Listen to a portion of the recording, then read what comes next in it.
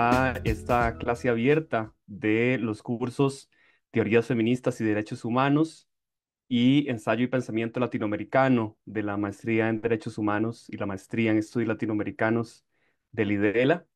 Hoy tenemos el gusto de presentar una clase que hemos titulado Genealogías Feministas en Centroamérica, para la cual nos van a acompañar la doctora Gladys Tovar, de la Universidad San Carlos, la doctora Gisela López, de la Universidad San Carlos también de Guatemala, y la doctora Grace Prada, académica de la casa, del Instituto de Estudios Latinoamericanos, jubilada ya, pero siempre con muchísima vigencia en el tema del pensamiento de las mujeres y el pensamiento feminista.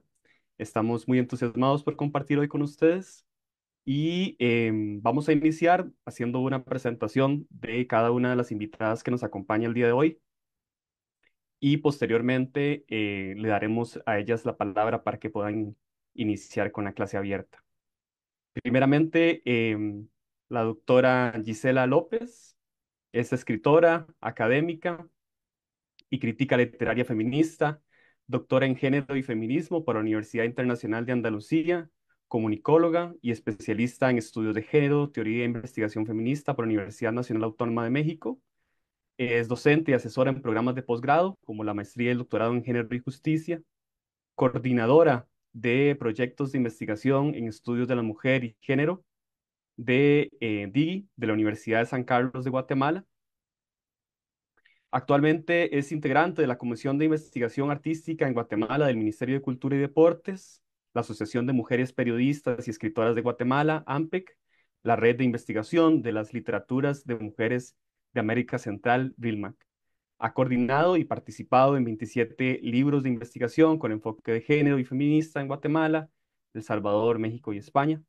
Cuenta con reconocimientos nacionales e internacionales, entre ellos universitaria destacada por el Instituto Universitario de la Mujer, mención honorífica, categoría de estudios de la mujer en Premio Casa de las Américas, Cuba, 2014, Medalla Oficina Nacional de la Mujer, 2013, Premio Investigadora del Año de la Facultad de Humanidades del 2010, primer lugar, certamen académico para mujeres maya garífunas, chincas mestizas, es fundadora y coordinadora de la colectiva de Mujeres en las Artes, el Seminario de Literatura Feminista, la Cátedra Alaide FOPA y la Red de Mujeres Investigadoras, RedMi Centroamérica.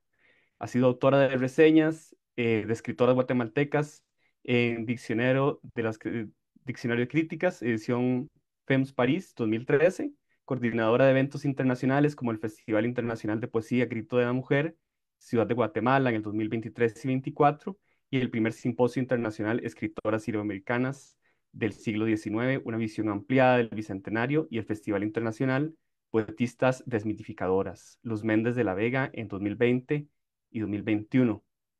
También nos acompaña la doctora Gladys Tovar. Ella tiene un doctorado en educación por la Universidad de La Salle de Costa Rica, maestría y licenciatura en letras por la Facultad de Humanidades de la Universidad de San Carlos de Guatemala. Tiene una especialidad en cinematografía por la Escuela de Ciencias de la Comunicación de la Universidad también de San Carlos de Guatemala, una especialidad en Administración del Desarrollo Cultural por la Universidad del Valle de Guatemala, una especialidad en Investigación por el Colegio Profesional de Humanidades de Guatemala. Actualmente es profesora titular del Departamento de Letras de la Facultad de Humanidades de la USAC. Es asesora, revisora y examinadora en las escuelas de posgrado de posgrado de las Facultades de Humanidades, Derecho y Arquitectura de las universidades de San Carlos y Mariano Galvez de Guatemala. Es integrante de la Asociación de Mujeres Periodistas y Escritoras de Guatemala, AMPEC, integrante de la Comisión de Investigación para las Artes, CIAC, del Ministerio de Cultura y Deportes de Guatemala. Ha producido 3 documentales artístico-educativos con el financiamiento de la Dirección General de Investigación de la USAC y del Ministerio de Cultura y Deportes de Guatemala. Ha publicado 5 libros dedicados a escritores y escritoras guatemaltecas quienes han obtenido el Premio Nacional de Literatura Miguel Ángel Asturias, que otorga el Ministerio de Cultura y Deportes de Guatemala. Y finalmente nos acompaña la doctora Grace Prado Ortiz. Ella es doctora en estudios latinoamericanos, con mención en pensamiento latinoamericano, máster en Ciencias Históricas de la Universidad de la Amistad de los Pueblos Patricio Lumumba de Moscú, Rusia. Fue académica de la Universidad Nacional desde 1981, donde se ha desempeñado como docente, investigadora, directora de los posgrados, catedrática e integrante del Consejo Universitario de nuestra Universidad Nacional.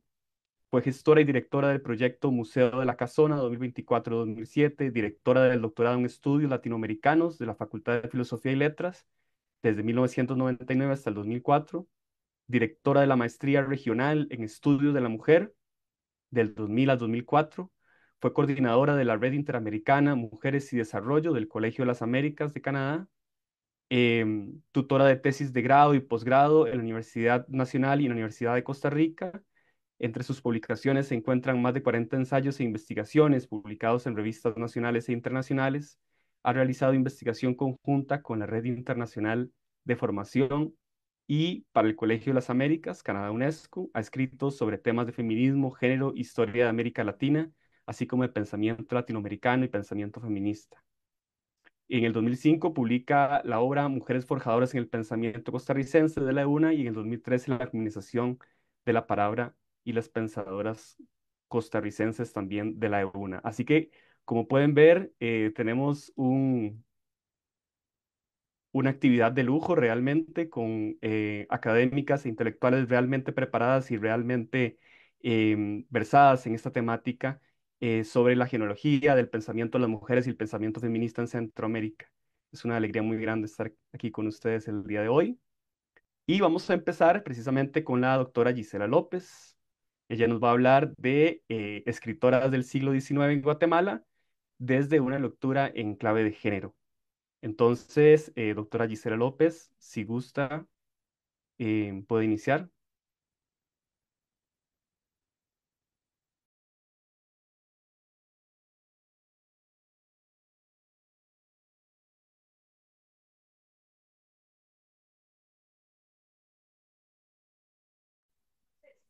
No se escucha. Adelante, ya Bueno, empecemos. buenas tardes. Es un gusto poder compartir con ustedes y pues muchas gracias a Sharon por esta invitación y a todas y todos por estar participando. Eh, pues voy a tener el gusto de compartir sobre una investigación conjunta, ¿verdad?, que llevamos a cabo, pero voy a compartir el capítulo que trabajé, que se enfocó en hacer pues un mapeo y un análisis desde las genealogías feministas sobre estas escritoras del siglo XIX, eh, pues analizando precisamente elementos de sus discursos, ¿verdad? En ese sentido, pues esta investigación fue realmente un importante descubrimiento, ¿verdad? Un importante reconocer esos recorridos en pues todos los aportes de estas autoras para llevar a cabo nuevas perspectivas, ¿verdad? De construcción desde la escritura. En, a nivel general, pues fue importante descubrir que se trata pues logramos documentar 24 escritoras eh, del siglo XIX en Guatemala y hacer pues esta búsqueda desde la perspectiva feminista nos permitió o me permitió centrarme, digamos, en el elemento, eh, en aquellos aportes que identificaban transgresiones, ¿verdad?, del orden establecido, particularmente para las mujeres de ese periodo histórico. Entonces, las sujetas de este estudio, pues fueron escritoras nacidas en el siglo XIX, con producción literaria en diversos géneros, que no solo abarca el XIX, sino principios del siglo XX. La mayoría de las escritoras pues tenían un elemento en común, y es que sus familias eran de élite, ¿verdad? Familias criollas acaudaladas, en algunos casos venidas de España, como fue María Josefa García Granados, y en otros pertenecientes a, a esa élite económica y política, ¿verdad? Que estaba en ascenso en este periodo independentista. En este caso, un ejemplo es María Cruz, que fue hija de un funcionario, pero además productor cafetalero. Otro elemento a tomar en cuenta es que no solo se hablaba o no solo tenía importancia esa riqueza, ¿verdad? Sino también esa conciencia ilustrada, ese capital cultural que pues les dio ese privilegio de tener acceso a la escritura, a la lectura, incluso a varios idiomas, a realizar viajes y conocer pues otros aspectos de la realidad. No se ubica, aunque hay mucha población indígena en nuestro país, ¿verdad? Es un porcentaje muy alto de población indígena. No se ubica ninguna escritora indígena ni afrodescendiente. Todas pertenecían pues más bien a esta composición de ser criollas, ¿verdad? O hijas, o incluso venidas, nacidas en España, como la que mencionábamos, María Josefa García Granados. En cuanto a los registros y fuentes, este es un punto central que nos ha preocupado, ¿verdad? Porque pues por tratar, ellas vivieron pues hace más de 200 años. Entonces, los registros que se clasifican en cinco, los que yo utilicé: publicación y reedición, trabajos antológicos, algunos estudios sobre las autoras del periodo, trabajos realizados desde la academia y los archivos hemerográficos. En la búsqueda que se hizo de publicación y reedición, vamos a encontrar que es hasta ahorita, en pleno siglo XXI, que se ha tenido interés por hacer reedición de algunas obras de las autoras. Un problema para todo el estudio de las mujeres escritoras es que los tirajes son muy pequeños. Entonces, generalmente se agotan y acaso se consigue un número de la publicación en alguna biblioteca, pero realmente sí es un tema difícil las fuentes. En esta publicación y reedición se identificó a cinco autoras, ¿verdad? Que ya mencionábamos: María Josefa García Granados, María Cruz, Vicenta La Parra, Lola Montenegro y Natalia Gorlitz. Cuando se revisaron los trabajos antológicos fue donde se encontró pues también producción, ya que era muy de moda la publicación de los que se llamaban parnasos, ¿verdad? Y aparecían obras de diferentes autoras y autores. Incluso el Parnaso quetzalteco abarca desde 1750 hasta 1950. Y coinciden las autoras identificadas, ¿verdad? Van a ser principalmente las que se identificaron en reedición, las que aparecen en trabajos antológicos. Donde se encontró un mayor número de autoras fue en estudios como los que se han realizado a través de los libros de historia de la literatura guatemalteca, un trabajo que eh, inició el doctor Francisco Alvisures y la doctora Catalina Barrios y Barrios, y ahí sí se nos amplió, ¿verdad? La visión de escritoras, aunque nuevamente se van a hacer presentes las que ya habíamos mencionado. En cuanto a los trabajos desde la academia, se encontraron algunas tesis en la Universidad de San Carlos y también una tesis de posgrado en la Universidad Rafael Andívar.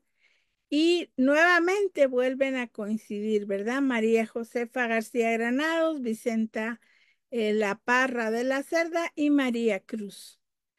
Y por último, en los archivos hemerográficos, pues se lograron ubicar toda la colección de publicaciones de dos periódicos o semanarios, como era El Ideal y La Voz de la Mujer. Y ahí aparece una enorme cantidad de autoras, pero quienes estaban como más mencionadas, pues van a coincidir con las que ya habíamos hecho identificación. Bueno, en este contexto es importante porque desde 1800 hasta 1821 se daba pues todo un debate público, ¿verdad? Y en relación a esta posible separación de España, y luego a finales del mismo siglo XIX, en 1871, vamos a encontrar que se encuentra el periodo llamado de la Reforma Liberal, ¿verdad? Donde pues se va a dar toda una idea de modernización hasta ese resultado de la Reforma Liberal, que se van a crear las primeras escuelas normales en Guatemala y las mujeres, la primera normal para mujeres. También la primera escuela primaria, o sea, es hasta finales del 19 que ya se va a hacer, se va a abrir un acceso público, ¿verdad? De las mujeres a la educación. Entonces es un contexto que también facilita el surgimiento de estas autoras y sus publicaciones. Una de las líneas de análisis que yo tomé en cuenta fue identificar cuáles eran las estrategias o recursos, ¿verdad?, para la escritura en ese momento. Y vamos a encontrar que uno de esos recursos era el uso del seudónimo. Acá en el uso del seudónimo, pues vamos a identificar que María Josefa García Granados, aunque pertenecía a una familia de élite, ¿verdad? Y de poder económico y político, porque su hermano llegó a ser incluso presidente de la República, pero ella sí recurrió a denominarse como Juan de las Viñas, ¿verdad? Esto aparece en muchos otros países, ¿verdad? Se refleja como un recurso para publicar de las mujeres. Luego otro recurso va a ser la autoría compartida y nuevamente María Josefa lo va a poner en práctica cuando publica con un sobrino, ¿verdad? Que es 13 años menor que ella, que era José Batres Montúfar. Sin embargo, para los registros, él es muy conocido, ¿verdad? Realmente se le valora, se le reconoce, en tanto que ella pues ha quedado más en el olvido. Entonces, esto nos da una lectura de género también, ¿verdad? De esta posibilidad de acceso. Otra estrategia empleada es que ellas trataron de formar parte de las sociedades literarias, pero no se permitía, ¿verdad? Era exclusivamente masculino el acceso. Entonces ellas empezaron como a participar en los eventos sociales, hasta que algunas lograron ser reconocidas como socias honorarias.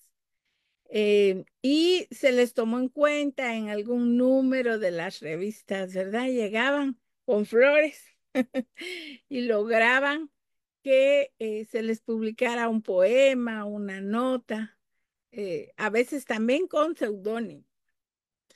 Bueno, eh, un recurso que a mí me dejó muy asombrada y realmente me llenó de emoción fue la publicación colectiva, ¿verdad? Y ahí Vicenta La Parra de la Cerda y un grupo de escritoras logró a través de los semanarios La Voz de la Mujer y luego El Ideal publicar, ¿verdad? Se decía, esta es una publicación solo de señoras, ¿verdad? Y ellas administraban, ellas escribían, ellas vendían hasta los periódicos. Lamentablemente, por críticas que hicieron a nivel del Estado, se dio orden de que se iba a sancionar quien les comprara el ideal. Y así fue como, pues finalmente tuvieron que dejar de publicar.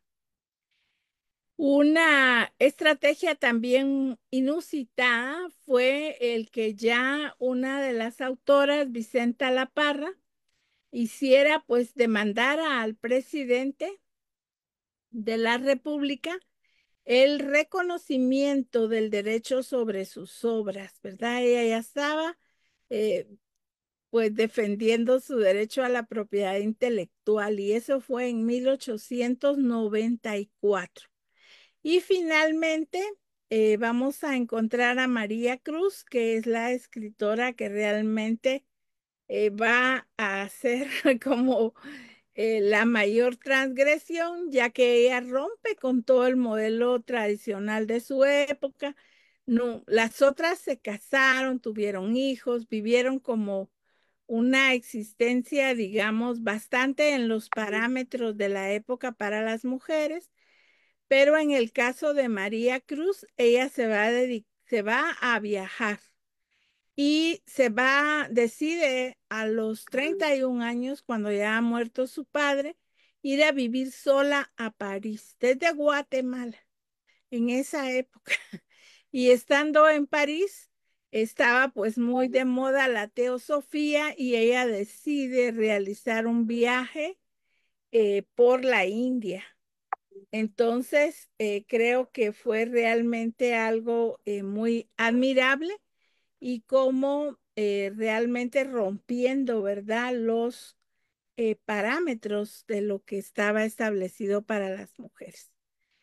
La segunda línea de análisis fue tratar de identificar qué decían estas mujeres, ¿verdad? ¿Cuál era esos discursos? ¿Qué era lo que contenían esos discursos? Y aquí, pues los elementos que yo logré identificar es que toda su escritura ya se basaba en el reconocimiento de un nuevo sujeto, que eran las mujeres.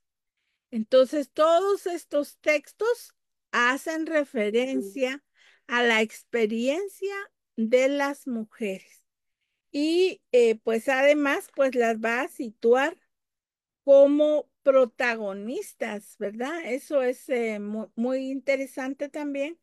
Las va a situar como protagonistas y de los relatos, de las historias, ¿verdad? Jugar un papel pues mucho más activo y mucho más deliberativo. Em, Además de hacer visibles a las mujeres, se redactan en femenino, ¿verdad? Entonces, ya ellas decían, aquí cito un pequeño ejemplo, dice, nos tratarán de pretenciosas, pero la mujer es capaz de gobernar un reino o una república. La mujer es muy capaz de hacer heroicos sacrificios para salvar a la patria. Escrito está en el corazón de Francia el nombre de Juana de Arco. Entonces ellas van a ir a esa búsqueda de nombrar a las ancestras, ¿verdad? Como Juana de Arco, pero además demandar ese reconocimiento de la igualdad, ¿verdad? Y también, pues mucho a tono con todo ese espíritu, con todo ese discurso que pues estaba presente en el periodo de la independencia. Un tercer elemento de este nuevo orden discursivo es que ellas ya no van a hablar de las mujeres como madre, como ama de casa, como esposa, ¿verdad? Sino que ellas van a hablar de las mujeres, como escuchábamos en el ejemplo anterior, ¿verdad? Como pues parte de toda una vida, de toda una sociedad y con autonomía, ¿verdad? No están hablando de una dependencia, sino del reconocimiento de un papel protagónico, autónomo, y eso es bastante elocuente, ¿verdad? Para que se considere pues un protofeminismo en estas expresiones. Un cuarto elemento es el reconocimiento de la autoridad epistémica de las mujeres, ya que en sus textos ellas mismas se daban la palabra, se reconocían sus distintas cualidades, y esto pues era también como innovador, ¿verdad? Para esa época. Y aquí un pequeñísimo ejemplo: la mujer es capaz de todo alumbrando su inteligencia. Y vosotros, egoístas, no pongáis dique a su instrucción, antes bien ayudarla a salir de la ignorancia y dejad que comunique a la juventud el fruto de su aprendizaje por medio de la prensa. Hoy que se trata de fundar un periódico redactado por una de las hijas más inteligentes de Guatemala. Y eso fue en 1887. Yo creo que tenemos pues como que mucho que aprender, ¿verdad? A apoyarnos las mujeres, a fortalecernos, como hacían pues estas antecesoras, ¿verdad? En el uso de la palabra y el ejercicio de una voz propia.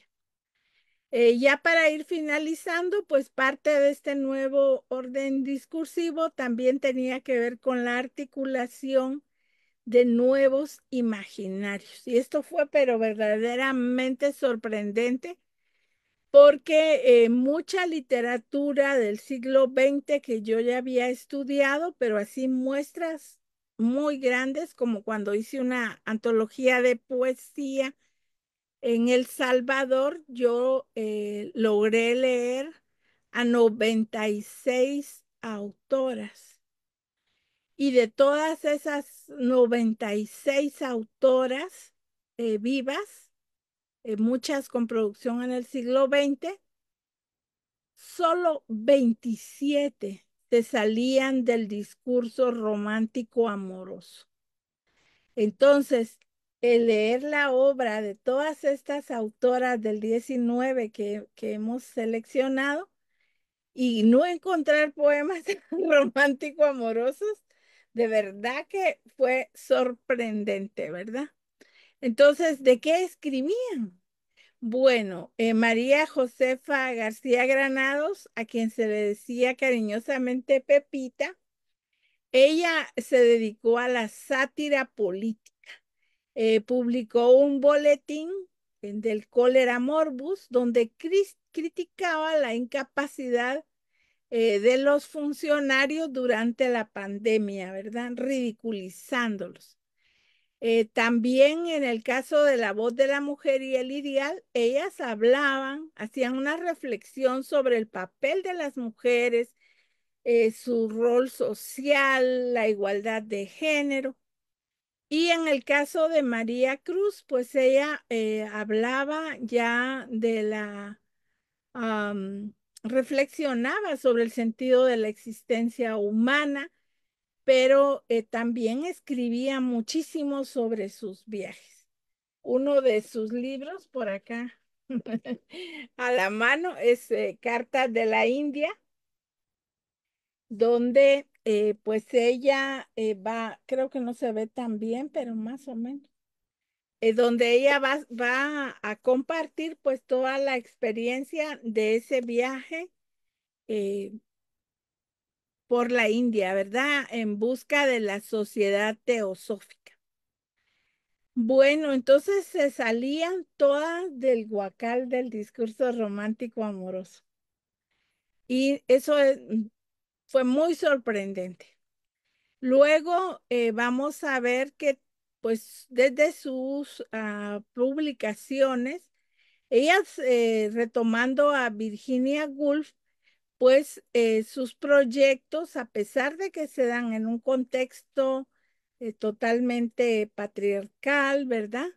Se ponía como mucha atención o reflexionaba sobre la situación de las mujeres. Entonces, podríamos decir que en sus escritos vamos a hallar aportes a la construcción de una habitación propia, especialmente desde todos estos periódicos femeninos, ¿verdad? Como La Voz de la Mujer en 1885, El Ideal en 1887, que como yo les decía, aparecían como medios redactados solamente por señoras.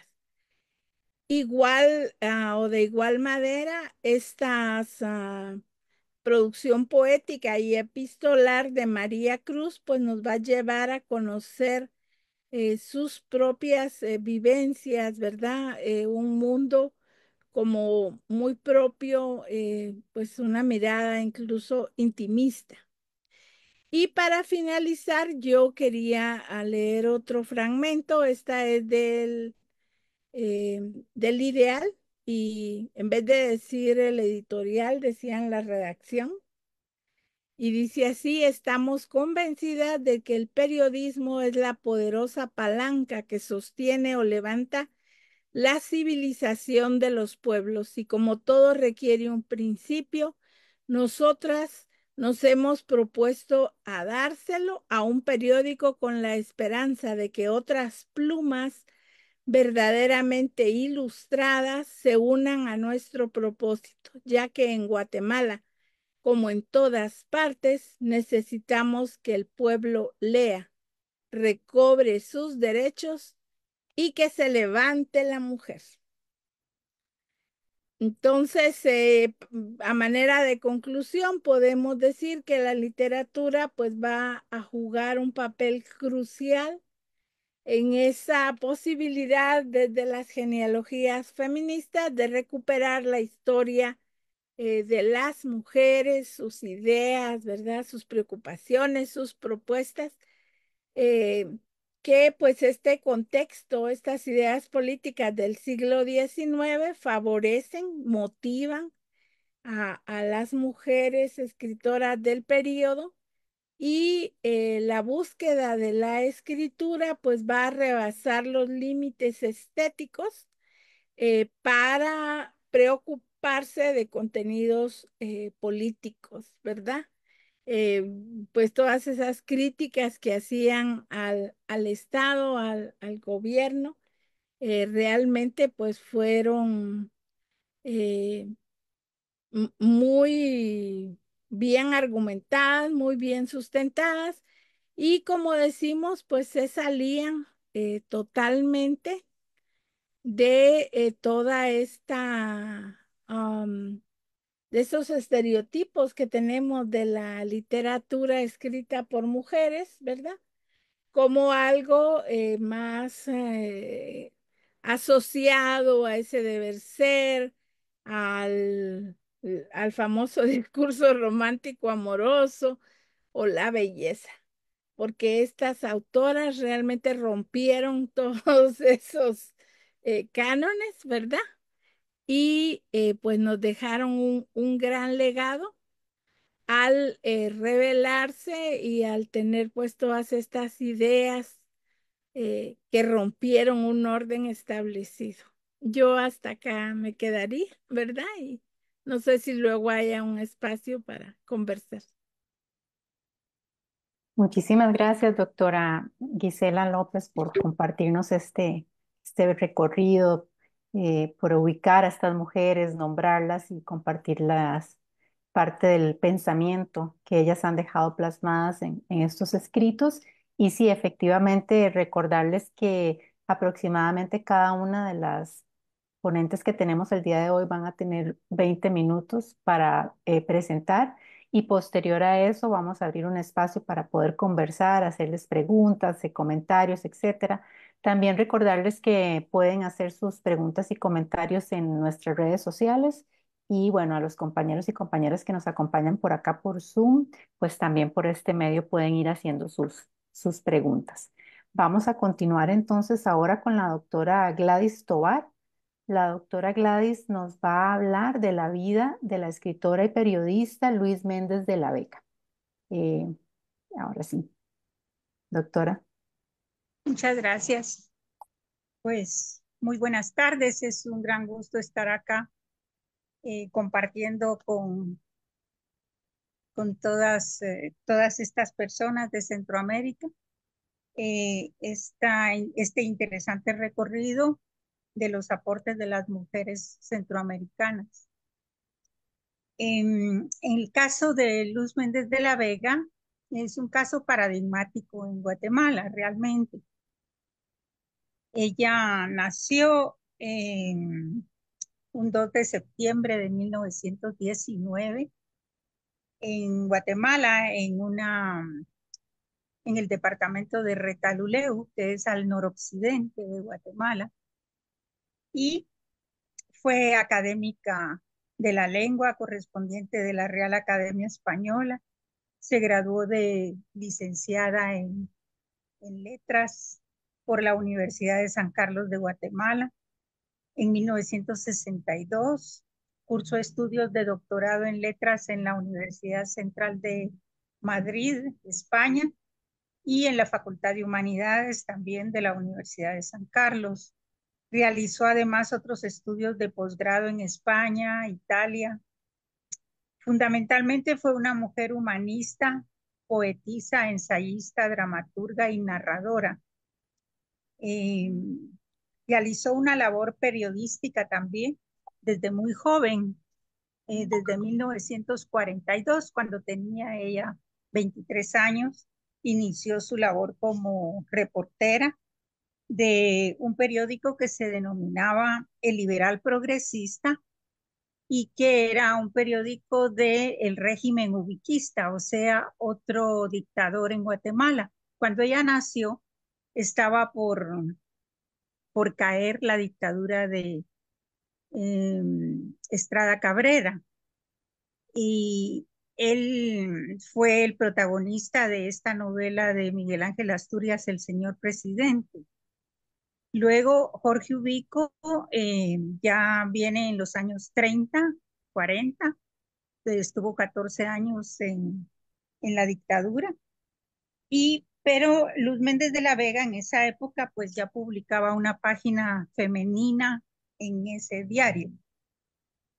En 1975 ocurre realmente, digamos, el auge de la producción de Luz Méndez, porque es cuando viaja a México con un grupo de mujeres guatemaltecas de vanguardia para participar en las actividades del Año Internacional de la Mujer, ya que ese año se realizó la primera Conferencia Mundial de la Mujer organizada por Naciones Unidas.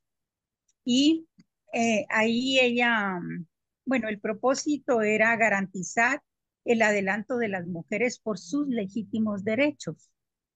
En ese evento presentó su ponencia que se denominó La mujer en la literatura y en los libros de texto, que fue publicada en el libro Mujer y Lucha Social en el año 79.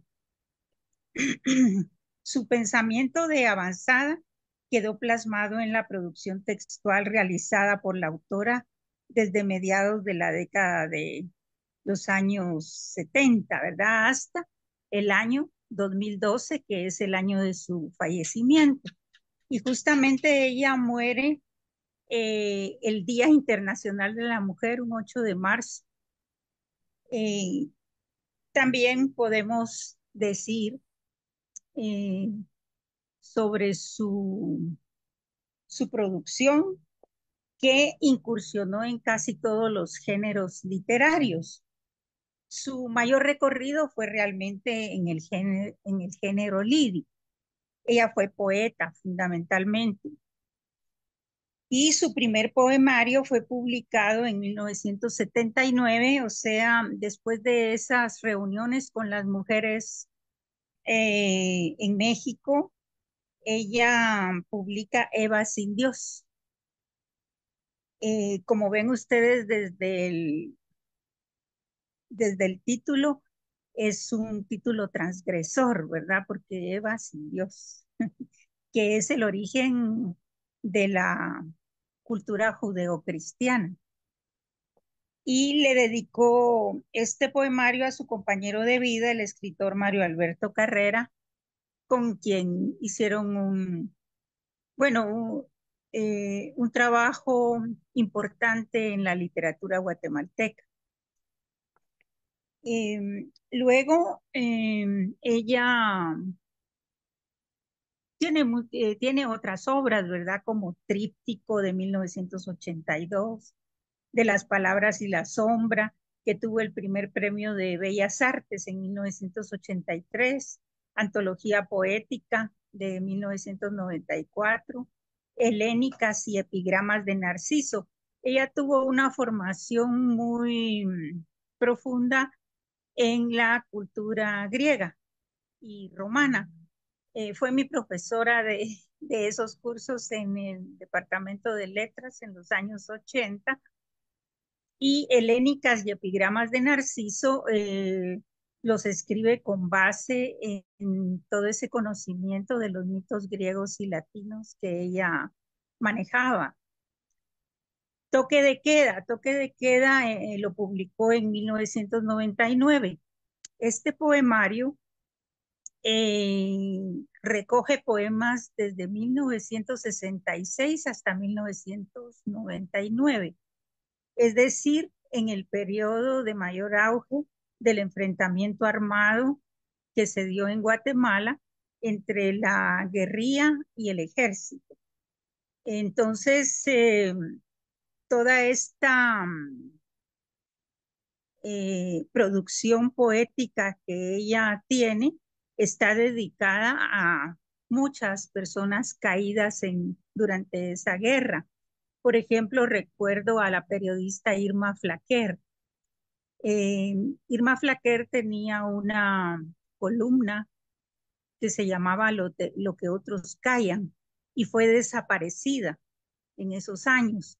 Ella le dedica un poema a Irma Flaquer y así a otras personas que participaron en esa lucha social y de enfrentamiento armado, ¿verdad? Luego tiene Frágil como el amor. Poesías suyas fueron grabadas también en la colección La Voz Viva del Ministerio de Cultura y Deportes. Tuvo traducciones al inglés que las realizó la doctora Oralia Preble-Nieme, y también traducciones al francés que hizo el poeta Iván Avena. Tuve oportunidad de conocer a estas personas porque en esa época fue en que yo era estudiante y empezaba como profesora auxiliar en el Departamento de Letras. Ella estaba presentando todos estos libros, entonces yo siempre la acompañaba. Y de esa cuenta, pues tuve la oportunidad de más adelante hacer un proyecto de investigación sobre su vida y obra, que quedó plasmado en el documental Luz, Mujer, Desnudez y Palabras, que creo que han tenido oportunidad de verlo, donde se trata de dramatizar un poco la vida de la autora, ¿verdad? Entonces, ella tiene en su recorrido lírico, por ejemplo, podemos encontrar este poema que se llama Prólogo. Y escuchen ustedes algunos de los versos. Es de Eva sin Dios. Pronto fui expulsada del coro de las voces claras, cuando ya había perdido el derecho al canto del solo. Colgué al hombro mi voz, agria y ronca como un arma, y me fui por los caminos transitados por el grito. De allí también salí proscrita por mi voz opaca, incapaz de alturas y violencia. Desde entonces camino por extravíos con mi voz muerta, atada al cuello, e inútilmente trato, muda para siempre, de hablar, cantar o gritar con torpes gestos. Entonces está hablando de la represión para la mujer, ¿verdad? En estos versos. De este poemario, la escritora ha dicho: mi Eva sin Dios tiene como centro la angustia existencial del ser que busca un asidero en su soledad. Después de la pérdida de Dios, erige dioses como Eros y finalmente encuentra en el arte, en mi caso en la poesía, ese asidero. Entonces, los críticos han hablado de que su poesía es una poesía filosófica también, con tintes filosóficos, y esto se aparta un poco de los temas tradicionales de la poesía femenina, tal como nos lo contaba en su exposición la doctora Gisela López, que muchas veces la poesía de las mujeres estuvo impregnada de los temas amorosos y relacionados con el hogar, pero ya esta poesía rompe con esa tradición y empieza a hablar de temas más trascendentales, ¿verdad? Para el ser humano, especialmente para las mujeres. En 1983, en el poemario de Las Palabras y la Sombra, obtiene el primer premio de Bellas Artes, primer premio del certamen centroamericano 15 de septiembre. Pero este poemario había concursado con una versión editada a modo de ocultar que el yo poético era una mujer. Eh, y en el momento de realizar la publicación es incluido el poemario completo con los poemas que la delatan como una autora femenina, para que veamos que se tenía el prejuicio, ¿verdad?, de que casi solo los hombres ganaban los concursos. Entonces, ella, para evitar eso, pues con seudónimo, eh, se comunicó a través de un yo poético masculino.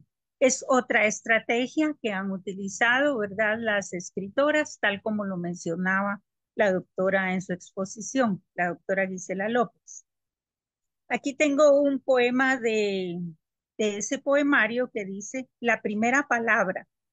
El llanto fue nuestra primera palabra, el primer grito de llamado, el ausente y cálido refugio conocido, la terrible expresión de la primera soledad del cuerpo, expatriado de su mundo visceral y palpitante. El llanto fue nuestro primer idioma. La sonrisa vino después, quizá nacida entre sueños, al recuerdo de días anteriores al exilio, junto al calor de un cuerpo o de la tibia lana que finge el dulce clima del sitio antiguo que añoramos siempre y al que volvemos. Entonces, como ven, es una poesía de temas más profundos como la soledad, ¿verdad? Entonces, en esto de otro poemario que les mencionaba de las helénicas y los epigramas a Narciso, tenemos este otro que dice: Anacreonte y las doncellas. y se lo dedica a Dante Liano. Dante Liano es un escritor guatemalteco también muy connotado que vive en Italia. Y dice, y entre danzas y cantos al propiciador Dionisios, emprendamos un viaje al ensueño donde el tiempo es olvido. Yo, poeta encanecido, junto a vosotras, doncellas y vacantes, con el ardor que me regala Eros, danzo y río incansable y encendido en deseos. Entonces, como ven, es un tema de las bacanales, de las fiestas dionisíacas, ¿verdad? Que eso es un tiempo, digamos, de romper el equilibrio y la rutina. Entonces, asimismo, publica también eh, estos poemas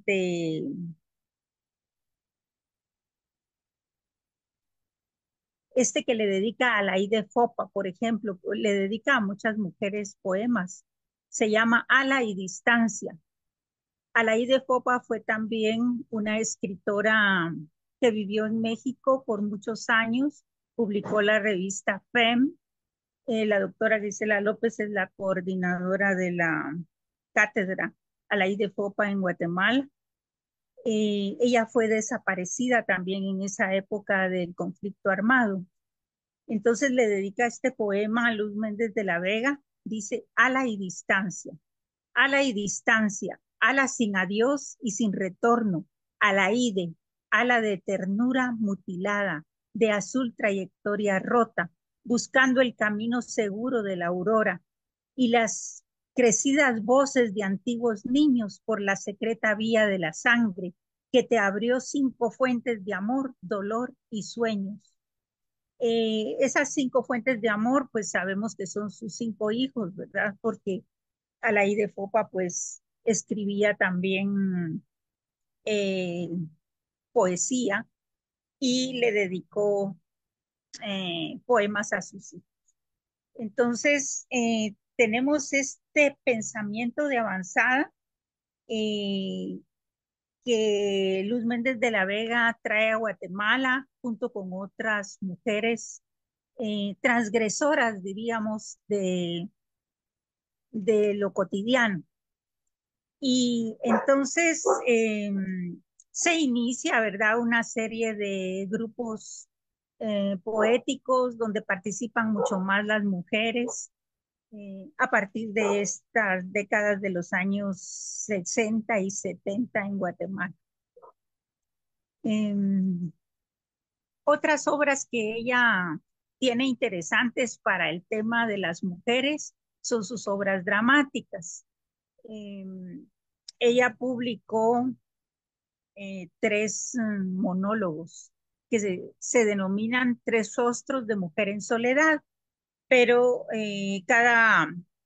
cada rostro o cada obra de teatro tiene su propio nombre, ¿verdad? Uno es aquel vestido de terciopelo y encaje, una mariposa en la ventana, y así ella lo que hizo para inspirarse en este tema de las mujeres fue tomar noticias de los periódicos en Guatemala de casos así muy sonados en donde, por ejemplo, una enfermera había dado muerte a sus propios hijos y después se había suicidado.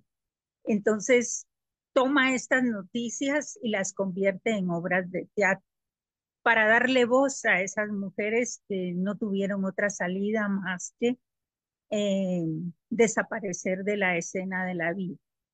Así es que admiramos profundamente en Guatemala a Luz Méndez de la Vega. Ella publicó muchos ensayos también, especialmente en el área de literatura, pero también en torno a los derechos de la mujer.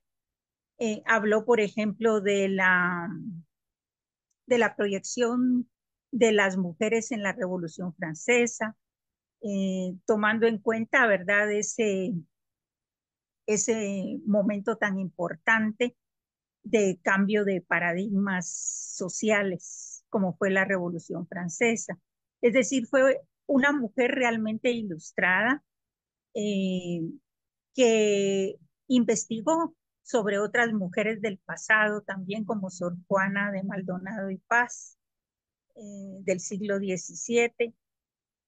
Y todos estos ensayos pues fueron publicados tanto en la Universidad de San Carlos como en la Universidad Rafael Andívar de Guatemala.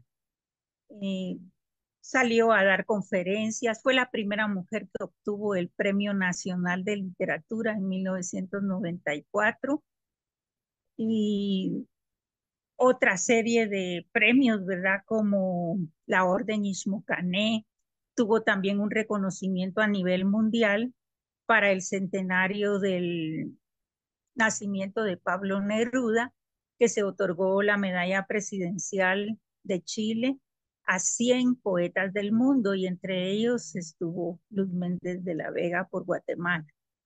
Así es que creo que vale mucho la pena leer sobre ella. Hicimos un proyecto de investigación que finalmente culminó en un libro, en este libro, eh, que se llama Pensamiento crítico con perspectiva feminista, estudio crítico y catálogo. Este libro en la primera parte tiene ensayos eh, sobre la vida y obra de la escritora y sobre su contexto histórico. Es decir, que participamos varias profesionales de distintas especialidades para hablar de la obra de la escritora.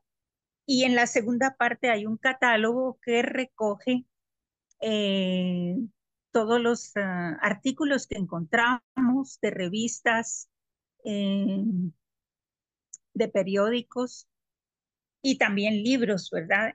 Tesis que han hecho sobre la obra de ella. Y aparece aquí en los artículos, ensayos, ponencias, prólogos. Mm, Y derivado de este proyecto de investigación que tuve el honor de coordinar, también se llevó a cabo este primer simposio que dirigió la doctora Gisela López. Así es que nos complace mucho presentar a esta escritora que dentro de sus logros que aún se perciben en la actualidad, podemos mencionar que nuestros títulos profesionales aparecen en femenino, porque antes se escribían en masculino. Pero a partir del año 1989, cuando Luz Méndez de la Vega presentó la ponencia en el noveno Congreso de Academias en Costa Rica, de que los títulos profesionales deberían escribirse en femenino, se empezó con esa nueva modalidad. Así es que le agradecemos a ella también ser nombradas profesionalmente en nuestro género. Muchas gracias por su atención. Muchísimas gracias, doctora Gladys Tovar, por su presentación, realmente fascinante. La vida de la académica, intelectual y escritora Luis Méndez de la Vega. Ahora vamos a continuar. Después tendremos una sesión de preguntas y respuestas, como lo mencionaba la profesora Sharon. Vamos a continuar con la presentación de la doctora Grace Prada Ortiz relativa a mujeres forjadoras del pensamiento costarricense, ensayos femeninos y feministas. Buenas noches, doctora Grace, bienvenida. Gracias, Marcelo, y a Sharon por esta invitación que ustedes me han dado, porque me parece muy enriquecedora compartir las experiencias de las dos colegas anteriores. Estoy realmente muy contenta porque en los años 80 yo les recordaba, nosotros hicimos desde aquí, desde Costa Rica, que estábamos creando los estudios de la mujer en Centroamérica, hicimos un esfuerzo para tratar de abrir espacios en las universidades de Guatemala y por más que hicimos, realmente fue muy difícil y no logramos hacer crear conciencia para que se empezaran a hacer los estudios de la mujer en Guatemala. Ahora con muchísimo orgullo veo dos colegas maravillosas que han hecho un trabajo, un aporte muy importante al pensamiento de las mujeres. Yo tengo que decirles que tengo una presentación muy grande, pero obviamente no la voy a leer ni a compartir con ustedes toda, pero sí yo estoy tratando de hacer un esfuerzo para seccionar en dos dimensiones lo que es la presentación. Para mí es muy importante la primera parte que tiene que ver con la parte teórico-metodológica, porque esto está dirigido fundamentalmente a estudiantes del IDELA y para que ellos sepan, porque es importante que las y los estudiantes sepan cómo es que nosotros hemos llegado a este proceso de rescatar la genealogía de las mujeres y cómo es que se hace, cómo fue que llegamos hasta aquí. Y bueno, yo quiero partir con el pensamiento de una de nuestras pensadoras más insignes, que es Ángela Acuña. Ella creó la Liga Feminista en 1923 y como este pensamiento de Ángela a mí me parece particularmente interesante, sobre todo en tiempos difíciles en donde los seres humanos debemos de conciliarnos entre mujeres y hombres, pero más y unirnos entre mujeres para poder hacer de este mundo algo menos feo, un mundo menos feo, como decía Pablo Freire. Empiezo con esta, la voy a leer. El éxito femenino dependerá del pensamiento limpio que se ponga en la hermosa tarea de construir. Unas mujeres aportarán el dinero, otra energía o talento. Aquellas ingenio y experiencia, estas espíritu organizador, las de más allá, dulzura y sacrificio. Todas unidas formarán un nudo gordiano de la riqueza social. Con este pensamiento positivo y muy elocuente de Ángela Acuña, inicio esta exposición de un tema que a mí me apasiona y que ha sido parte de mi trabajo de tesis doctoral y que ha dado como resultado la publicación de 3 libros. Mujeres forjadoras del pensamiento costarricense, lo denomino ensayos femeninos y feministas. Más adelante se va a explicar por qué ese ensayo femeninos y feminista. Esta primera parte que tiene que ver con lo que yo llamo aspectos teórico-metodológicos, para mí es muy importante. Aquí estamos viendo 3 mujeres insignes. Harriet Martineau, que casi nadie la ha conocido. Harriet Martineau es pionera de la sociología. La Mary Wollstonecraft, que escribió en 1792 Vindicaciones de las Mujeres, tercera, Sor Juana Inés de la Cruz, considerada la primera feminista de nuestra América. Seguimos.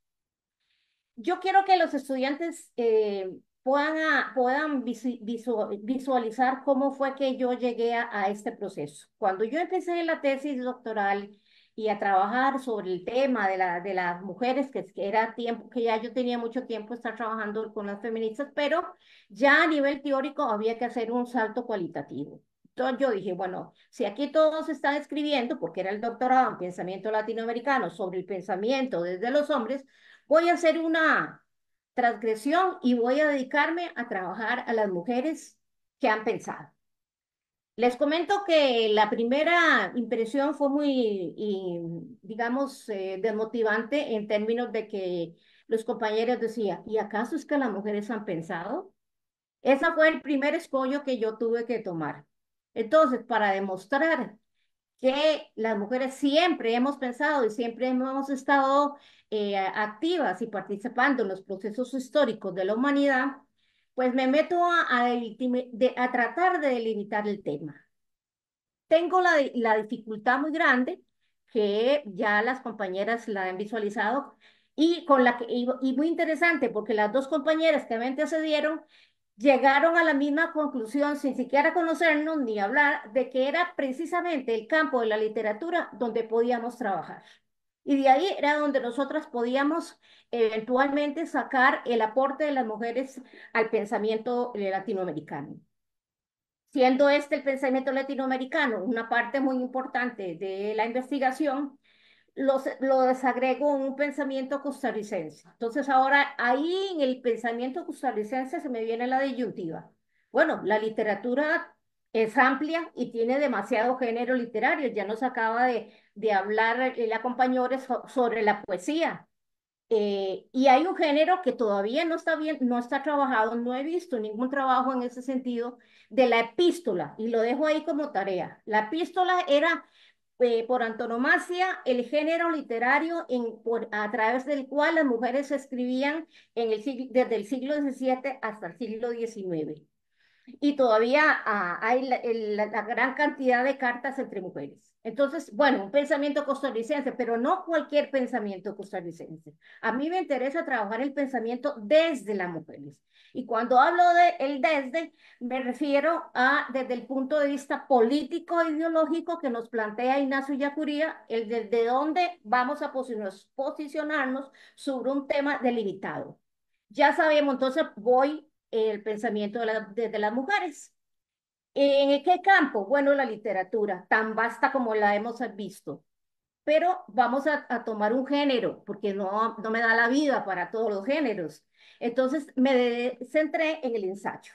¿Por qué en el ensayo? Porque el ensayo, de acuerdo como han definido muchos teóricos, entre ellos el mismo Arnoldo Mora, el doctor Arnoldo Mora, el filósofo, se hablaba como literatura de ideas. Es un género literario, llamémoslo plástico, ¿verdad? En donde nosotros podemos tener la gran posibilidad de expresar pensamiento, ya sea pensamiento literario, ya sea pensamiento filosófico, ya sea pensamiento histórico, ya sea pensamiento político. Y aquí es muy interesante porque ahí es donde vamos cayendo poco a poco en este proceso. Entonces, este esquema nos va anclando en un área temática muy importante. ¿Qué saco yo a conclusiones en esta primera revisión? Hay un pensamiento protofeminista. Pensamiento protofeminista es el que se da en el siglo XIX. Y ya lo mencionaba la compañera que escribe primera, Giselle, de las mujeres que despollaron en el pensamiento independentista en el caso de Guatemala. Hay otro tipo de ensayo que es el ensayo femenino. Yo más adelante lo voy a desglosar por qué lo llamo femenino, y es exactamente el ensayo escrito por una mujer.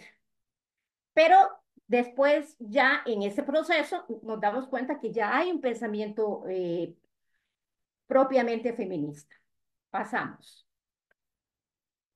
La dimensión temporal, nosotros los historiadores siempre andamos de tequio con ese asunto de la periodización, y este tipo de trabajos me puso el reto de que había que investigar en 3 siglos. Obviamente no había tiempo para recabar todo, pero sí se hizo una muy exhaustiva revisión bibliográfica. Una mujer que sale, que me gustaría después conversar con Giselle, porque esta mujer, Manuela Escalante, no hay datos del nacimiento de ella y esas de muy poquito hay de ella. Sin embargo, de uno de los autores que encontré, ella era una mujer autodidacta que trabajó mucho precisamente con el proceso independentista de Centroamérica de 1821. Los intelectuales más connotados de la época venían y se reunían con esta joven que tenía en su casa una sala de tertulia política donde se debatían todos los acontecimientos políticos del proceso independentista. Esa es, digamos, que la única que pude ubicar. Ya después, en el siglo XX, obviamente, hay una playa de mujeres que van desde María Fernández de Tinoco hasta Vera Yamuni, que posteriormente vamos a hablar. En el siglo XXI vamos a coincidir ya, ahí sí podemos hablar de que hay un pensamiento realmente feminista.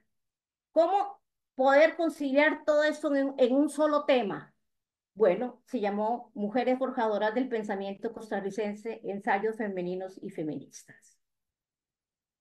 Digamos, Aquel universo de investigación tiene dos niveles, uno macrosocial, que es el pensamiento latinoamericano, y otro microsocial, que es el pensamiento desde las mujeres. Obviamente, una vez hecha todo este esquema, sale al final. Es interesante para los estudiantes. Metodológicamente, esto no sale la primera de cambios, como decimos, sino sale una vez que ya se ha terminado el proceso de investigación. Se delimitan varios ejes temáticos: literatura y pensamiento, identidad, pensamiento y cultura, pensamiento educativo y filosófico, y el pensamiento feminista de ayer y hoy. Cada uno de estos se va a convertir eventualmente en un capítulo de lo que es el libro, ¿verdad? Como podemos ver, en todos esos espacios hay pensamiento. Cuando ustedes están haciendo una tesis, un trabajo o un trabajo de investigación, siempre la pregunta obligada es el por qué y para qué. ¿Por qué queremos hacer una investigación de este tema? En el caso mío particular, la historia oficial ha privilegiado el pensamiento masculino, cosa que ya dijeron las compañeras anteriormente. El aporte de las mujeres a la construcción del pensamiento latinoamericano no se había estudiado. No existe sistematización bibliográfica de la producción intelectual de las mujeres. Lo que es lo mismo, no había una genealogía de las mujeres, ¿verdad? El ensayo, por sus características, permite la creación de diferentes discursos. Es decir, vamos a tener una diversidad de discursos en los que las mujeres van a crear pensamiento. Es necesario abordar a las pensadoras desde la perspectiva de género, cosa que tampoco se había hecho desde el punto de vista de la investigación. El pensamiento latinoamericano está incompleto sin el aporte de las mujeres. Y es un estudio oh, perdón, algo pasó aquí que me salí.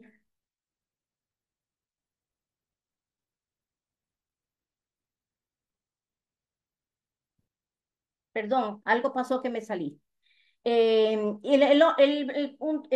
asunto de definir el por qué y para qué pasa por definir que es un estudio de carácter novedoso lo que estamos haciendo, que ya hicimos una revisión bibliográfica exhaustiva, ya nos dimos cuenta que lo que estamos haciendo nuevo es pertinente porque está en efervescencia toda la producción de pensamiento y de creación intelectual de las mujeres, es relevante y tiene una gran vigencia intelectual. Ese es el por qué y el para qué. Ahora el para qué. El para qué, ¿para qué? Para dar a conocer la producción de pensamiento de las mujeres costarricenses. Y quiero decir que esto mismo puede decirse para las compañeras de toda la región centroamericana. Evidenciar que las mujeres costarricenses se han destacado en todos los campos del conocimiento. Demostrar la existencia de un pensamiento propio de las ensayistas nacionales. Hacer un nuevo aporte al campo de estudios del pensamiento latinoamericano desde las mujeres. Nada de esto había pasado antes, en el caso de Costa Rica. Planteamiento del problema: quiénes son las pensadoras y cuál es su aporte al pensamiento costarricense, que es una pregunta que se hace también la compañera Giselle. Adelante. ¿Cuáles eran los tres grandes objetivos que yo pretendía? Bueno, visibilizar los ensayos como aporte de las mujeres en la construcción de un pensamiento costarricense. Aquella cosa y aquel menosprecio por el quehacer del pensamiento de las mujeres, pues lo vamos a derribar a partir de hacer visibles sus ensayos. Analizar los escritos de las pensadoras durante el siglo XX desde una perspectiva de género. Utilizar la perspectiva de géneros para hacer una lectura. Lo que dice Alda Facio, que con los lentes del género se cura la ginopia, ¿verdad? Entonces vamos a tener ahí un filtro diferente al abordar el pensamiento de las mujeres. Y aquí construir a las pensadoras, historiar a las pensadoras costarricenses. Por la formación mía de historiadora, pues por ahí es donde yo voy trabajando. Los objetivos específicos fueron varios. Vamos a distinguir a las ensayistas costarricenses de acuerdo con su pensamiento y su aporte del campo de conocimiento. Vamos a analizar los principales temas de interés de las ensayistas. Ya sabemos que hay temas políticos, que hay temas filosóficos, que hay temas de una gran diversidad. Evidenciar la existencia del pensamiento feminista en Costa Rica. Ahí entonces vamos con las compañeras fundadoras de todo el movimiento feminista en Costa Rica. Construir un inventario que presente a las ensayistas del país. Eso es construir una genealogía. O decirlo, hay que rescatarlas mientras, y eso es tarea de nosotras las historiadoras y pensadoras feministas. Sistematizar los ensayos de las mujeres y organizarlos según su aporte al pensamiento en una antología de pensadoras. Aquí, pues yo no sé si se logra ver esto, Marcelo, este libro que es el de la feminización de la palabra en su primera edición, que luego fue hecho, tomado para el bicentenario como un reconocimiento, un trabajo sobre las pensadoras. Esos eran básicamente los objetivos. Yo siempre les insisto a las y los estudiantes, cuando empezamos en el proceso de la investigación, que es tan rígido y tan duro, que antes de definir cualquier cosa, los objetivos que están anteriormente, tanto específicos como generales, nosotros tenemos que hacer una revisión, eso se le llama estado de la cuestión, y en el caso mío, había que posicionarse en la literatura. Ya posicionada en la literatura, escojo el género literario y me apropio de el ensayo como aquel documento que me va a permitir evidenciar el pensamiento de las mujeres. Entonces hay, primero que nada, hay que hacer un recorrido histórico del pensamiento de las mujeres en perspectiva histórica. Decir que hay una trayectoria, no, tal vez nos devolvemos, hay una trayectoria de más de 200 años de la Revolución Francesa con Olympia de Gouges, que le costó su cabeza el decir que cambiaran el artículo 10 de la Constitución de los Derechos del Hombre y del Ciudadano, hasta llegar a este siglo XXI, donde la diversidad temática de géneros literarios, de prácticas discursivas, son femeninos, protofeministas y feministas. Continuamos. ¿Sobre qué han escrito las mujeres? Eso era la pregunta más importante. Bueno, tenemos mujeres que escribieron en el campo político. Había que sistematizar en el campo político y los derechos civiles. Tenemos mujeres escribiendo sobre la libertad, la igualdad, la fraternidad, los principios de la Revolución Francesa, el ejercicio de la ciudadanía y sobre el sufragio, que donde el sufragio es donde hay más producción de escritos. El derecho a los títulos de propiedad. En Costa Rica hasta 1975 las mujeres no teníamos derecho a tener un título de propiedad. Cualquier título de propiedad lo tenían que pasar por el patriarca de la casa. A las mujeres no eran sujetos de título de propiedad. Contra la esclavitud de los negros, contra la institución del matrimonio, contra la imposición de la maternidad, por el derecho a la igualdad salarial, sobre el derecho a disfrutar de la sexualidad, el tabú de siempre. En el campo intelectual escribieron sobre el derecho a estudiar y el acceso al conocimiento. Ese ha sido el primer derecho que las mujeres tuvimos que pelear desde que empezamos estas luchas.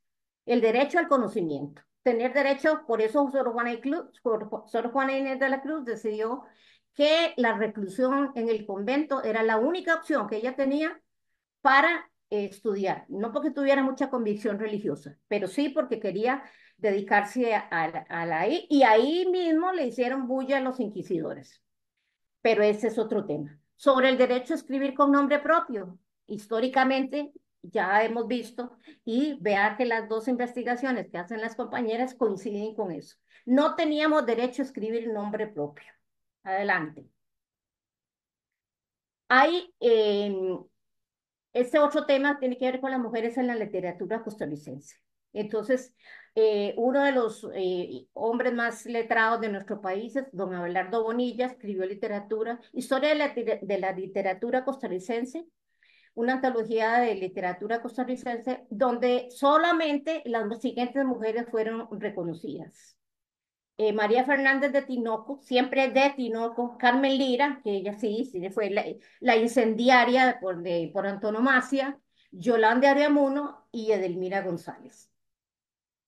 Otro de los hombres que tuve el placer de conocer y compartir con él, un caballero y un letrado, un hombre maravilloso, don Luis Ferrero, yo me senté con él y le dije, don Luis, aquí no hay mujeres en el texto que usted hizo. Y me dice, tenés toda la razón. Y él, muy afable, me dice, pero ya no me da tiempo, ya él estaba mayor, me dice, eso lo vas a tener que hacer vos.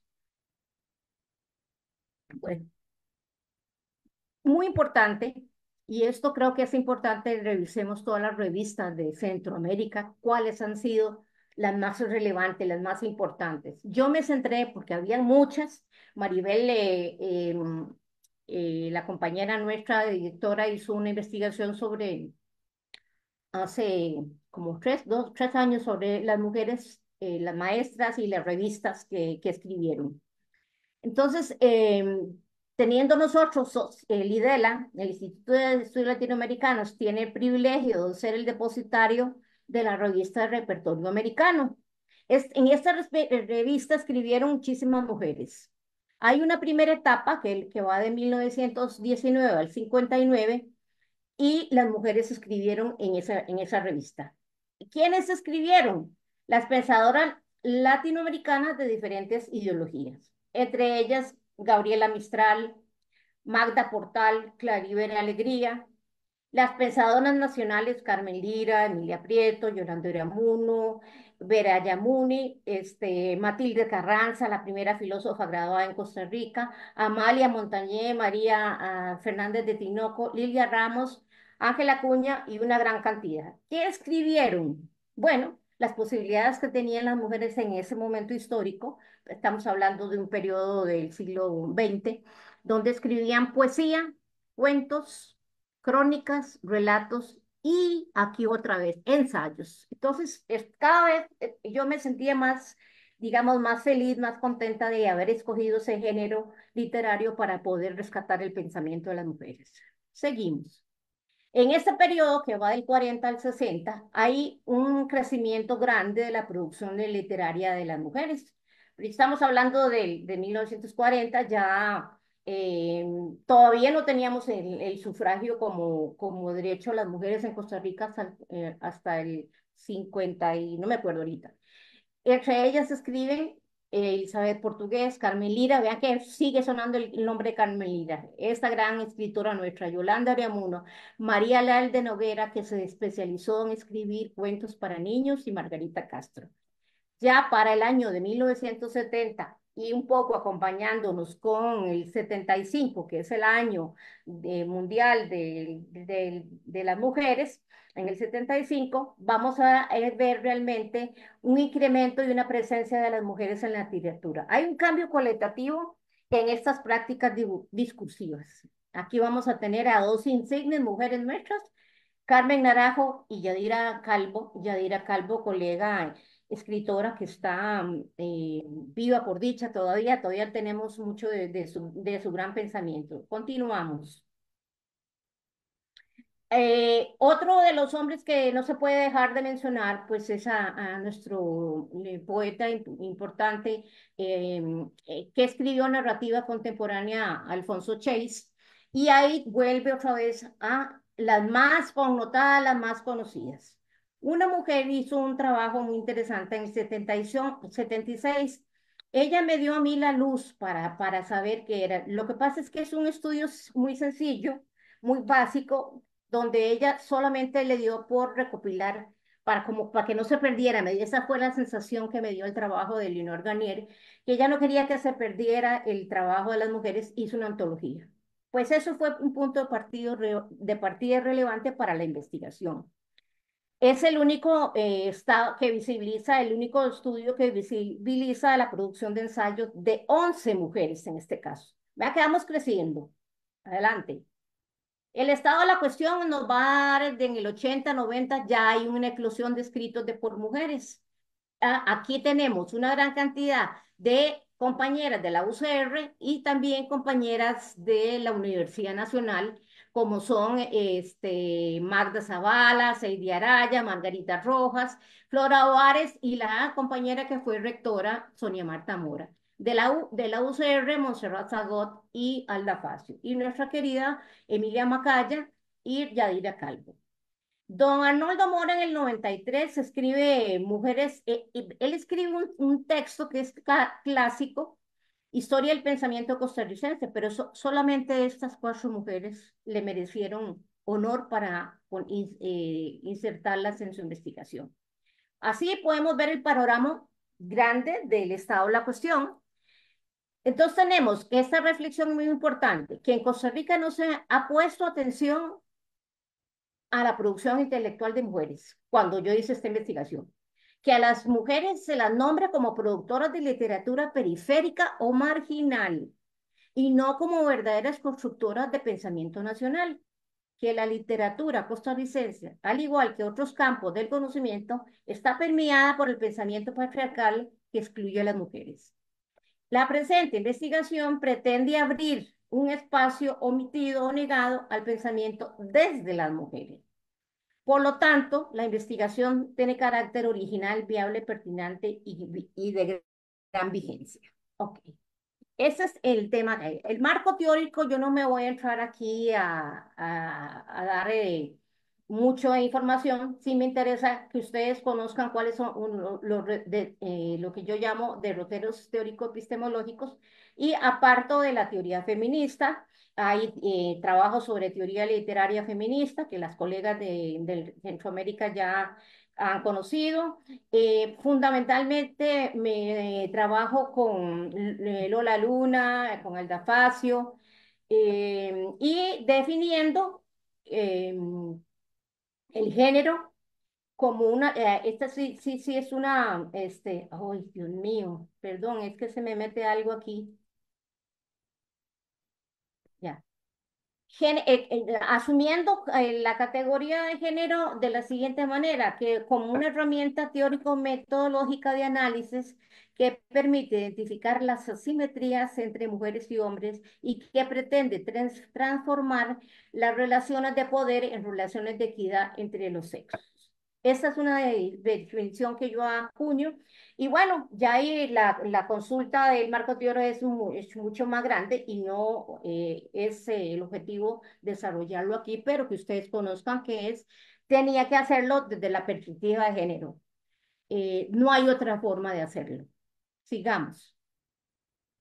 El poder, aquí es importante que entender que el poder es lo que está en el centro de toda esta discusión, las relaciones de poder, cómo se articulan entre mujeres y hombres, y por eso es que nosotras tuvimos históricamente que escribir primero con seudónimos de hombre, y muchos hombres se apropiaron de ese pensamiento, de ese creación intelectual. El poder es fundamental para entender las relaciones. ¿Por qué no estamos en la historia? ¿Por qué? Porque la ciencia histórica de la historia es de las más patriarcales que hay. Lo cual a nosotros, las historiadoras, nos ha costado y nos sigue costando día a día abrir esa brecha. Continuamos. La teoría literaria y el ensayo. Ok, no voy a entrar a esa definición porque si no, entonces aquí no me interesa leer esto, se me interesa que ustedes sepan que el ensayo, cómo se define, esto es una explicación teórica metodológica, sobre todo para mis estudiantes de lidera. Sigamos. Bueno, esto sí es importante. Aquí es donde sí ya yo logro sentarme a reflexionar y escribir y a decir, bueno, tenemos un ensayo de carácter femenino y otro de carácter específicamente feminista. El feminista es la mujer pensada y hablada por las mujeres, también por algunos hombres, con un grado de conciencia social y política que se les puede identificar con el feminismo. El pensamiento, el ensayo femenino, es la mujer pensada y hablada por los hombres y la pensada y hablada por las mismas mujeres. Es lo que vienen hablando las compañeras, ¿verdad?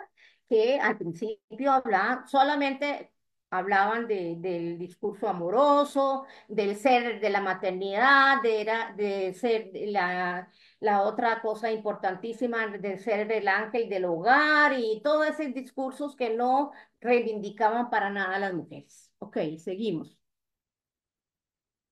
El discurso es una cosa importante también de definirla, pero aquí ahí está la definición y no viene que es que voy a trabajar con análisis discursivo con esta definición.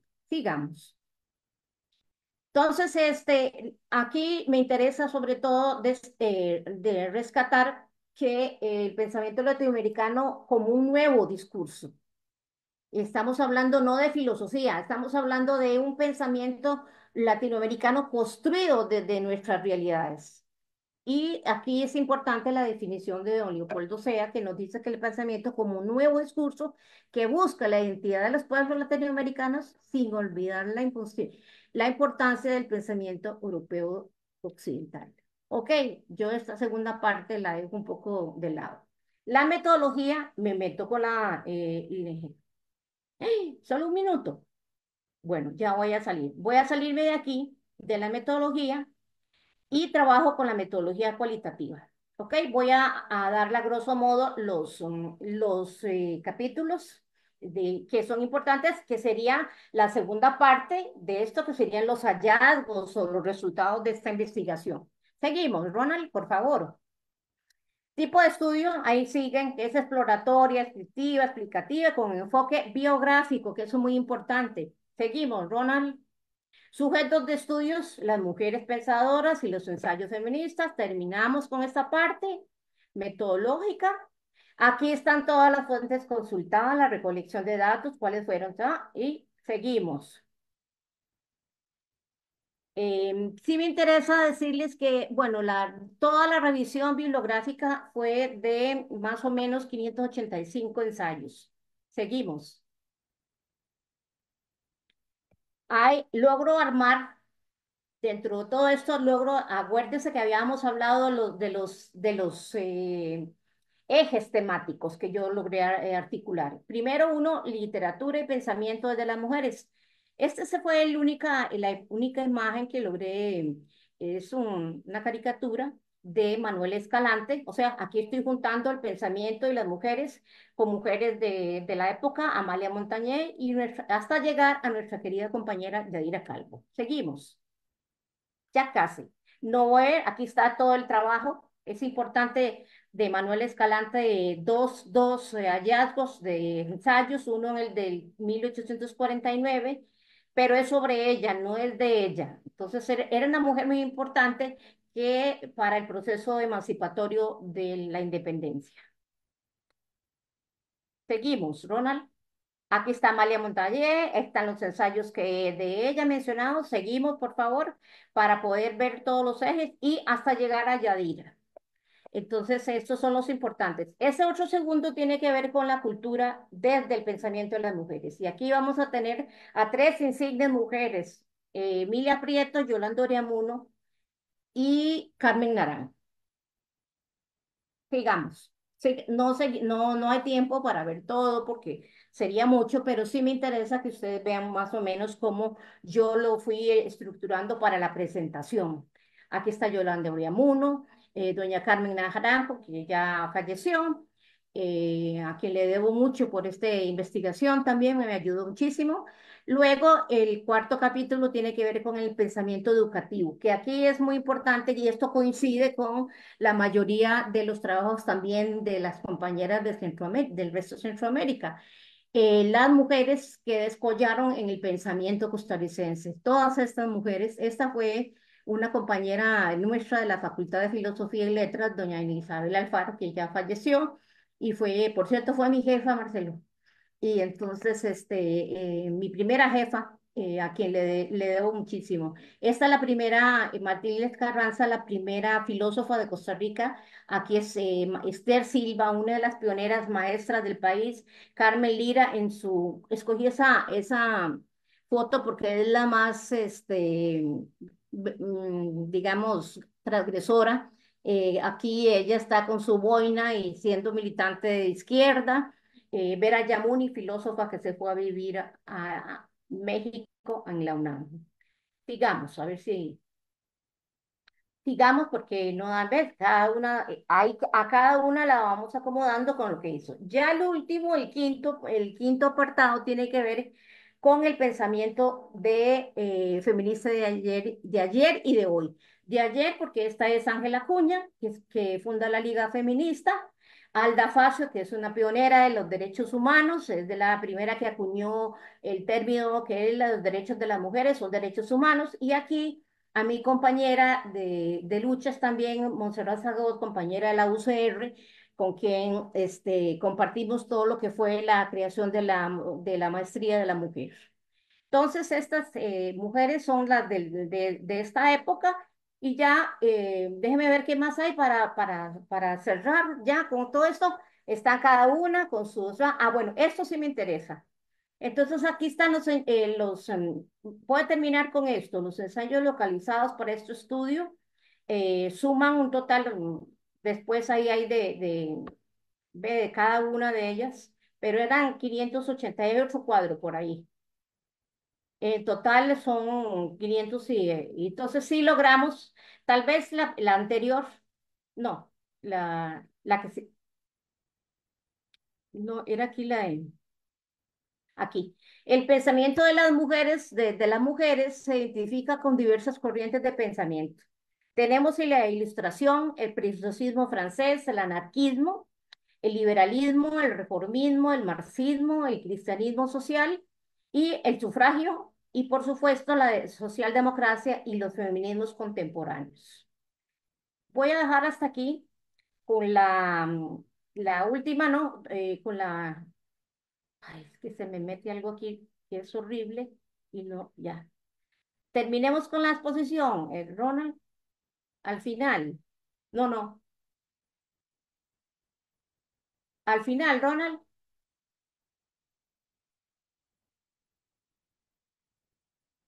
Ajá, puro final, hijo. Aquí. Yo nada más quiero terminar, es la última, esa no, ya la vimos. Sí, digamos que la última es esta, en las condiciones en que desarrollaron el pensamiento de las mujeres. Y aquí es muy importante decir algo, y es que la mayoría de las mujeres, al igual que el de las compañeras de Guatemala, vemos mujeres que tenían un poder adquisitivo importante desde la perspectiva de clase social. No eran las mujeres de la clase social más baja las que producían pensamiento, las que escribían porque no tenían acceso a los recursos, sino la mayoría, todas tenían una educación universitaria y buenas condiciones económicas. Pero muchas de ellas escribieron, como decía la Virginia Woolf, sin cuarto propio y sin tiempo libre y sin dinero. Esa ha sido la práctica de la escritura de las mujeres en el caso de Costa Rica. Entonces dejo esto acá y si hay preguntas, pues veremos qué hay. Me tomé más del tiempo, disculpen. Muchísimas gracias a la profesora Grace y a la profesora Gladys y la profesora Gisela por habernos llevado por este recorrido.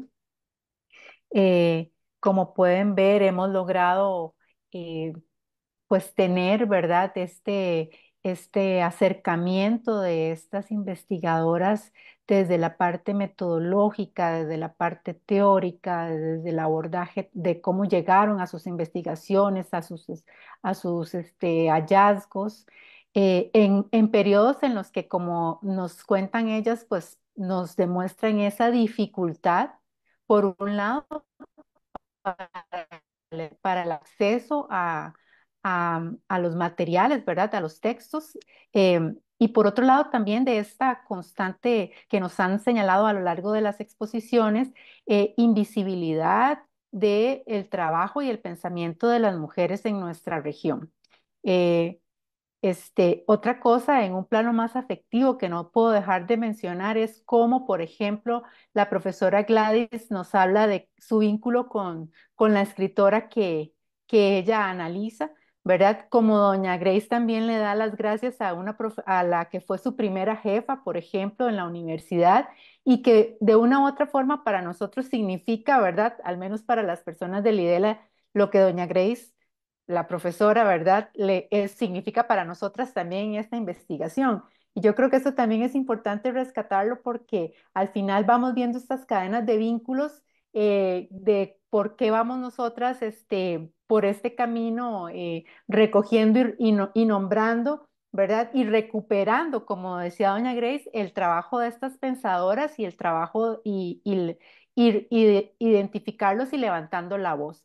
Les agradece a usted, Sharon, y a Marcelo, precisamente por la realización de esta actividad, el aprovechamiento de todos los estudiantes, ¿verdad? La participación de ellos y el saludo más cálido, ¿verdad? A las queridas investigadoras que nos acompañaron el día de hoy, la doctora Gladys, a la doctora Gisela, a la doctora Prada y precisamente la colega Verónica le dice que siéntase de bienvenida ya desde ya a Lidela, ¿verdad?